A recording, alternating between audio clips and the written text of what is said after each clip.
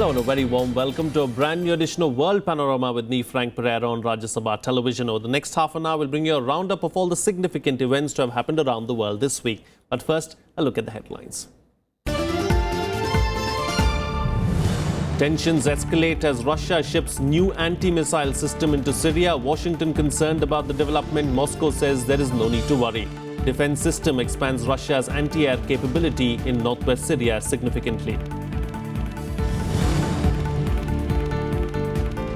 United Nations Security Council formally approves Antonio Guterres as the next Secretary General, former Portugal Prime Minister, to take over from Ban Ki-moon in January. Guterres vows to serve most vulnerable as UN chief. Democratic Virginia Senator Tim Kaine and Republican Indiana Governor Mike Pence clash on a series of topics ranging from abortion to Russia during the US vice presidential debate. Donald Trump likened to a fool, while Hillary Clinton dismissed as weak during the debate.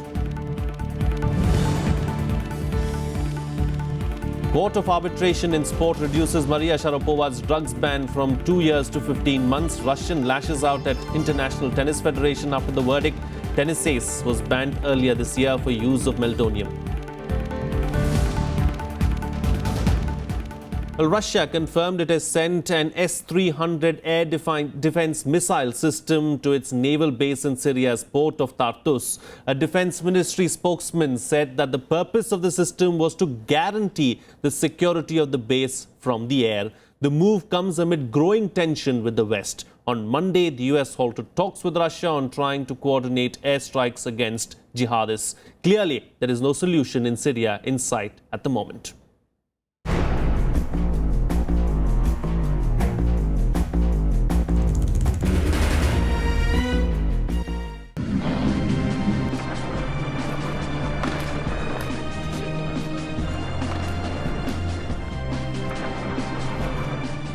The Russian military has brought an additional, more advanced anti-aircraft and anti-missile system into Syria.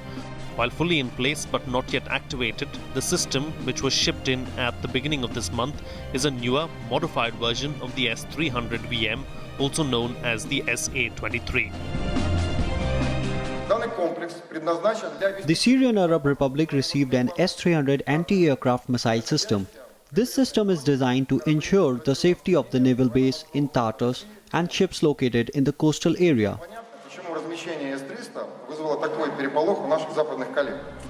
The information about the S-300's deployment was confirmed by the Russian Defense Ministry's spokesman Igor Konashenkov. Konashenkov said it is unclear why the deployment of the missile system has created such a fuss in the West. I will remind that S-300 is exclusively defense system and does not pose a threat to anyone. The defense missile system expands Russia's anti-air capability in northwest Syria significantly. Though the US does not believe the Russians plan to target US pilots, officials call the development a concern. We saw the announcement. It doesn't seem consistent with their stated goals, which are to counter extremists, as in ISIL and Al-Qaeda, neither of which, last time I checked, have an air force. Meanwhile, on Monday, the White House announced that Washington was suspending talks with Moscow to maintain a truce in Syria. Mark, I think everybody's patience with Russia has run out. They've also spent a great deal of credibility in making a series of commitments without any clear indication that they were committed to following them. Mark, what's clear is that there is nothing more for the United States and Russia to talk about with regard to trying to reach an agreement that would reduce the violence inside of Syria. And that's tragic. Even before the US's move anticipating the end of the talks, Russia withdrew from a landmark arms control agreement with the US that calls for each side to dispose of 34 tons of plutonium, a material used in nuclear weapons. The development signaled further deterioration of relations between the two sides. We regret Russia's decision to suspend this agreement unilaterally. The United States remains committed to the agreement. We believe it's in the best interest of both the United States and Russia. It's part of our efforts to secure nuclear materials and combat nuclear terrorism. Meanwhile, in another development on Tuesday, Kremlin spokesman Dmitry Peskov expressed hope that political wisdom would prevail in Washington regarding cooperation on Syria. The collapse of US-Russian talks on Syria have dashed hopes of a diplomatic answer to fighting in Syria anytime soon. The Obama administration has announced that it will consider all options and alternatives, while Russia vows to continue with its military aid to Syrian forces. Bureau Report, Rajya Sabha Television. Well, joining me for a chat to talk about this is Dr. Rajiv Nayan, Senior Research Associate, IDSA. Thank you so much for joining me on the program. You know, US and Russia are busy fighting their proxy war in Syria, and it's the people of Syria who are suffering, this particular proxy war. But after a brief lull that we saw, where a ceasefire was in place, we've seen tensions escalate yet again. I will not say it has started escalating, but it's a sad development.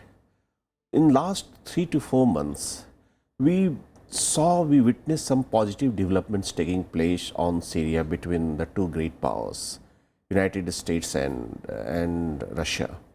And despite the brewing, you can say emerging Cold War between the two blocs, I don't know, but between two countries, they found some common understanding on how to deal with Syrian crisis, Syrian problem. They were developing how to secure safety of air. Now we are hearing about the deployment of S-300 and what American government is or media are reporting that even S-400V, which is a more sophisticated system. They say we don't understand the rationale of deploying it. And indeed, we don't understand the rationale of deploying it. Why is Russia doing it? Is it sending some signals to United States that it is with the Syrian government, with the Assad regime? So don't mesh up with the regime, because both sides know that both need to come together to fight these two horrible groups. One, Al-Qaeda's Syrian branch called Jabhat al-Nusra, and second, ISIS, whatever international state you call it. So both have to work together. And in fact, United States sent some signal that it is ready to compromise on the Assad regimes in order to fight that. And they had come out with a document which is not public, but it is leaked all over. That is Joint Implementation Group, and how the intelligence agencies of both the countries are going to work, how senior persons will be employed there. And around 100 people, I am told, were working in Geneva to just concretize it. And there is this government of United States release of October 3rd saying that we are withdrawing, and it is sad that cessation hostilities has been compromised, and United Nations Security Council 2254 resolution is not being paid seriously. So this is, in the light of this, is a really sad development, because what will happen, there will be a setback to the fight against these terror groups, which is a problem for international security. What has gone wrong, do you think? Because, a few months ago, we saw that Russia and the US were working together on Syria. They were conducting joint airstrikes as well. They're coordinating with each other. Suddenly, a ceasefire was agreed upon. Suddenly, the US says we're calling off all talks with Russia. We do not want to talk to Russia about Syria. And then you hear about the S-300 deployment as well. Look, there is tension between the two countries. There is no doubt about that. But even with this tense situation, they agreed to work. That was a positive development. Possibly the Joint Implementation Group, which they had envisaged and United States had fully supported that, it was not progressing well. It was because there was some provisions of designated areas. And in return of United States extending support to Russia and Assad regime, it expected some concessions from Russia and Syrian government in some zones, and they were expecting them not to bombard or not to attack those areas. And those were areas of some, say, contentions, and we sitting in other parts of the world sometimes become skeptical of the demands, because in some of the areas which were Russia was bombarding and Russia was attacking, and American allies were opposing. And these were areas where IS international state areas. So many were puzzled. Why is United States stopping the bombing of those areas? So there are many such contentious areas. I think there is something like that. Plus, there are some elements in United States establishment. They are not reconciled to the idea of working with the Assad regime or Russian government with Putin. And they have been putting pressure on the US administration. And the US administration has to balance so many forces, humanitarian aspects. Yes. It has to balance pro-change elements in United States. In fact, they have to give concessions to the elements which are serious about fighting international terrorism. Right. So somewhere this balance is not put in place, and it gets reflected in negotiations or talks or understanding with Russia. The Obama administration has said that they're going to do everything possible to try and, to try and ensure that there is some kind of stability in Syria and try and ensure that their interests, are safeguarded. But with just a few months left for Obama's tenure, what kind of concrete action plan do you see Obama taking really as far as Syria is concerned? Look, I just told you, it is in a dilemma. It is under pressure to balance several forces, domestic forces, I should say, the United States. And at times, the balance is not kept properly. And this is a reflection of that. Obama has to show sincerity towards fighting international terrorism. Right. And it knows. No, but with just few months left, how serious is Obama really going to be? No, if Obama doesn't now, he has just 2 months left. But he cannot say that for 2 months there will be a policy paralysis or nothing will be done. It has to take some matters seriously. It wants to leave a rich legacy behind. So it says that, on Syria, we were serious, we did our best. Even in July, August, they drafted plan and how to go after terrorists or terror groups in Syria. And at the same time, this is a dilemma. Right. And how to change the regime in Syria. So actually it is torn between the two opposing forces. So I think it could not balance that well. This is what I can say. All right, we'll have to leave it at that. Thank you so much for joining us on the program, putting things into perspective for us. Moving on now, the Security Council of the United Nations on Thursday chose unanimously and by acclamation Antonio Guterres, a former Prime Minister of Portugal, as the UN's new Secretary General to succeed the incumbent Ban Ki-moon from the beginning of next year. It is now up to the General Assembly, in which all UN members are represented, to confirm the choice. Let's now meet Antonio Guterres, the UN's 9th Secretary General.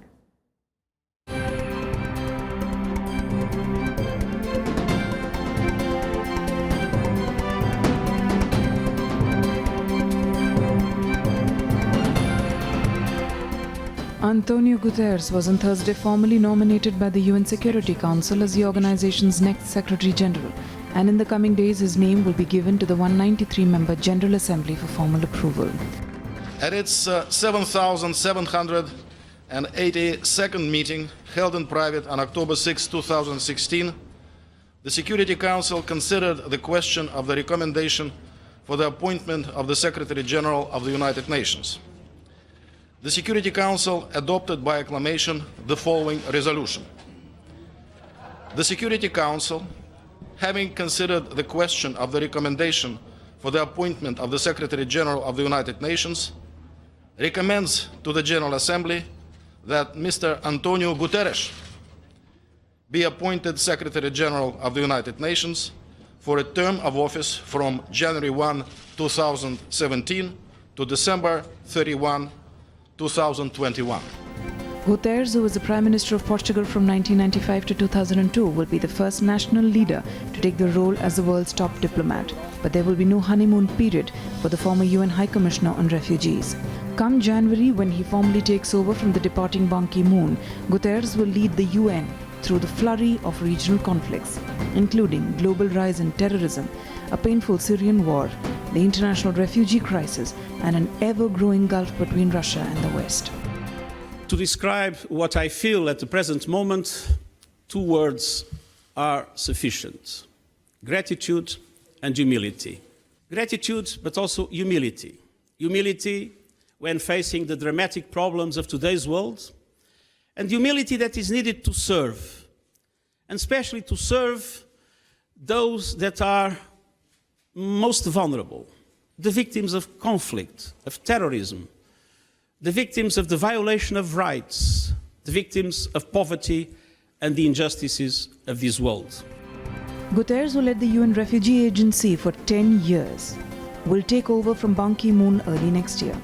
Speaking earlier, Ban described Guterres as a superb choice to succeed him in the role. We worked closely together during his long and outstanding service as UN High Commissioner for Refugees. He showed a deep compassion for the millions of people who have been forced from their homes. He worked around the clock to mount effective operations to come to their assistance. His past experience as Prime Minister of Portugal, his wide knowledge of world affairs, and his lively intellect will serve him well in leading the United Nations in a crucial period. Guterres is seen as a clean break from Ban, who steps down from the position on December 31st. Ban's 10-year tenureship has seen some notable successes, like the Paris Agreement on climate change, which is now set to go into force within a month. But he has also been criticized for his soft-spoken personality. After helming a series of failed peace talks from Russia to Yemen, he also came to be viewed as a poor crisis manager. Ban was further criticized for his seeming reluctance to take a hard stance against Security Council members who had effective veto power over UN actions. For all his ability, though, Guterres has a huge task ahead. He has to find new ways for the UN to handle international crises after its failure to reduce the fighting in Syria. He has to reform an unwieldy bureaucracy whose agencies can at times be ineffective and wasteful. And he has to make a 20th century organization relevant in a world where many states and armed groups ignore traditional international rules. Bureau Report, Rajya Sabha TV. Well, it's time for a short break now, but still to come. Democratic Virginia Senator Tim Kaine and Republican Indiana Governor Mike Pence lob insults at each other and argue which campaign was the most insult-driven. That and much more still to come. Stay tuned. We'll be right back.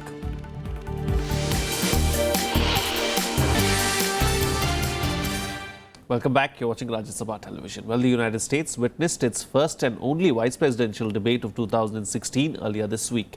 The debate pitted Hillary Clinton's running mate, Senator Tim Kaine of Virginia, against Donald Trump's sidekick, Governor Mike Pence of Indiana.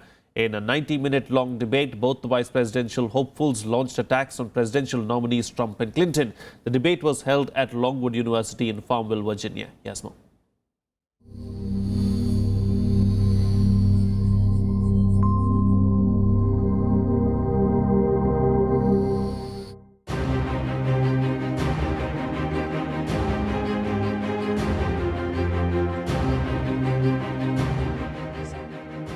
In the first U.S. vice presidential debate, Democratic Senator Tim Kaine and his rival Republican Governor Mike Pence faced off on Tuesday night. The candidates clashed on a range of topics, including national security and immigration. Their sharpest exchanges, however, centered on Hillary Clinton and Donald Trump. The 90-minute debate saw the low-key Kaine go on the attack from the start. This campaign in 2014, he said, if I run for president, I will absolutely release my taxes. He's broken his first promise. Second, he stood on the stage last week, and when Hillary said you haven't been paying taxes, he said, that makes me smart. So it's smart not to pay for our military. It's smart not to pay for veterans. It's smart not to pay for teachers. And I guess all of us who do pay for those things, I guess we're stupid. Pence, the governor of Indiana, responded that Trump used the tax code just the way it is supposed to be used.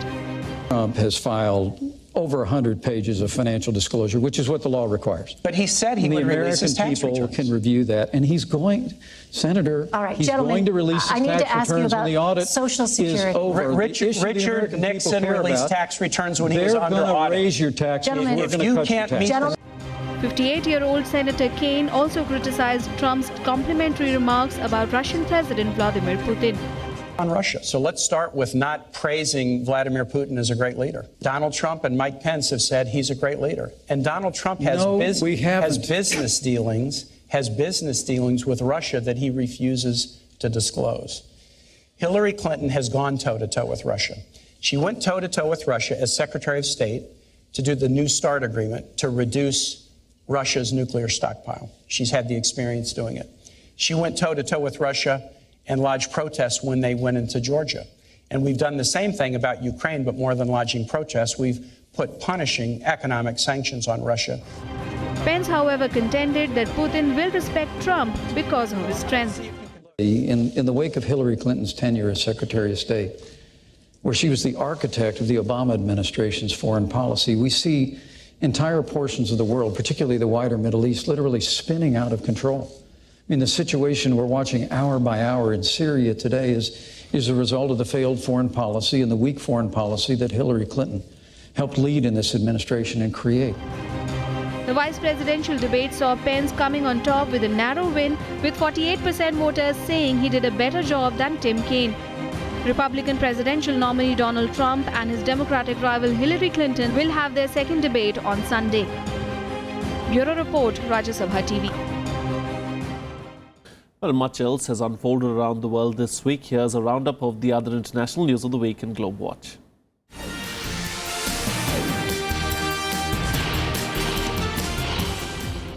The United States has said it does not support declaring Pakistan a terrorist state, but will continue to work with the governments in the region to eliminate safe havens which also pose a threat to India.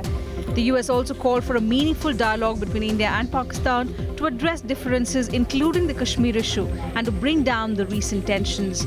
State Department spokesperson John Kirby said Washington's position on Kashmir has not changed, and it is for India and Pakistan to address the problem.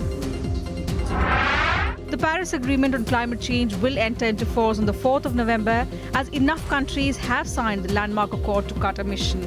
The agreement will now enter into force in time for the climate conference in Morocco in November, where countries will convene the first meeting of the parties to the agreement. US President Barack Obama called the ratification of the Paris Climate Accord historic and a step in the right direction to fight against climate change. In an overwhelming referendum vote, Hungary earlier this week rejected the European Union's plans to relocate refugees and migrants among the member states. Nearly 98% of the voters supported the government's call to reject the mandatory EU migrant quota plan. However, the referendum saw only 43% turnout, falling short of the 50% required to be valid, and thereby not making the referendum legally binding. The death toll in Haiti as a result of Hurricane Matthew, the most powerful Caribbean storm in a decade, has soared to more than 300. The city of Jeremy saw 80% of its buildings leveled. In Sud province, 30,000 homes were destroyed. Most of the deaths were in towns and fishing villages around the southern coast, with many killed by falling trees, flying debris and swollen rivers.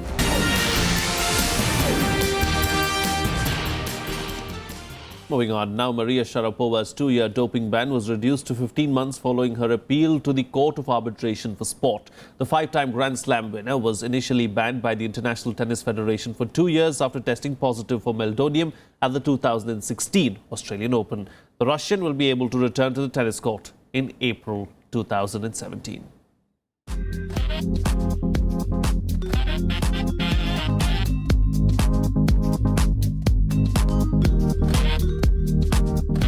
With her doping suspension reduced by an appeals court, Maria Sharapova will be allowed to return to professional tennis in time for next year's French Open. In the procedure between Maria Sharapova and the ITF, the International Tennis Federation, the Court of Arbitration for Sport has decided to reduce the period of suspension of Maria Sharapova from 2 years to 15 months, beginning on the 26th January 2016. This means that her ban will come to an end on 25 April 2017. Sharapova, who tested positive for meldonium this year, started a public attack on tennis's leaders after the Court of Arbitration for Sport ruled on Tuesday that her 2-year ban should be reduced to 15 months. Although the court did not clear her of a doping offence, she said she viewed the ruling as vindication.